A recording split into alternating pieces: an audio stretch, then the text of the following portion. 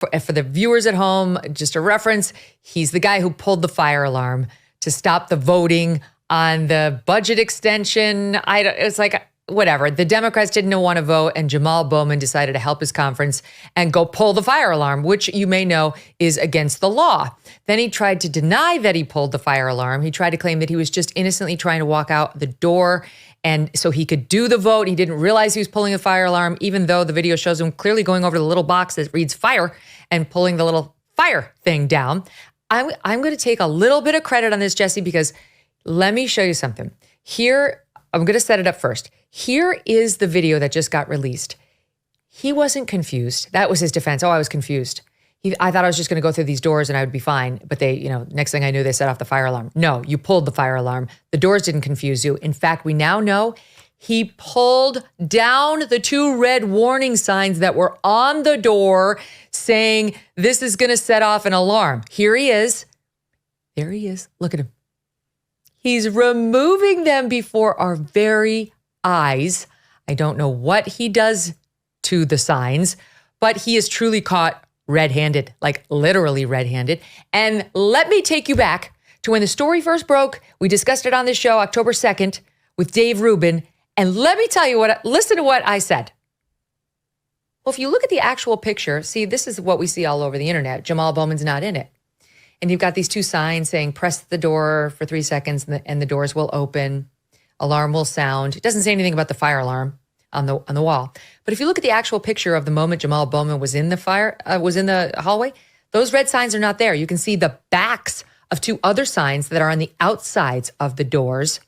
So I don't buy that the red signs caused him any confusion, which is what some people are saying. I don't buy that.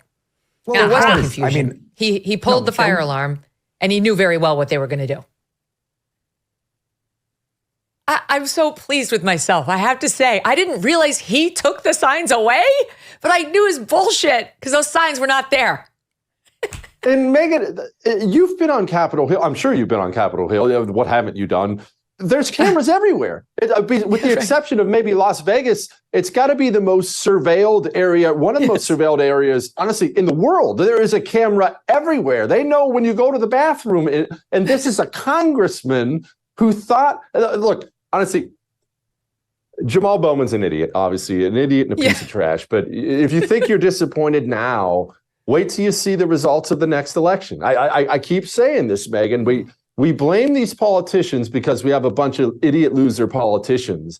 But we don't have a politician problem in this country. We have a people problem. These people are all elected. We have a people in this nation. We have a culture of people, especially in various parts of this country, that have no idea what they want. They're complete morons or just total communists, and they continue to go elect these people time and time again. We can point at AOC and make fun of her all we want. She won by over 70% of the vote last time. Jamaal Bowman on camera just walked up and yanked the fire alarm and then lied about it. Again, all these things are on camera. They're all easily accessible. I can pick up my phone right now and pull up video of any of this stuff. Any idiot could, and Jamaal Bowman will be reelected easily in his district the next time. So do we have a Jamaal Bowman problem or do we have a people problem? We have a people problem. And the people problem, we don't want to talk about that because it's much more difficult to fix. It's much more daunting. It's easy to convince yourself, I'll just get rid of Jamaal Bowman and the country will be fine. Well, you could replace the entire government with a bunch of clones of Thomas Jefferson. If you still have a people problem, you fix nothing. And we will fix nothing until we fix the people.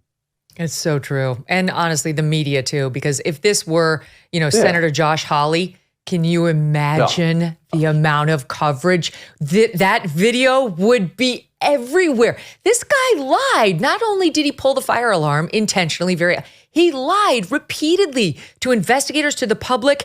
He comes up, actually, let me play the MSNBC clip at the time because the media is a bunch of dumbasses that goes right along with any excuse you give them. This is soundbite 4 from when the story broke, September 30.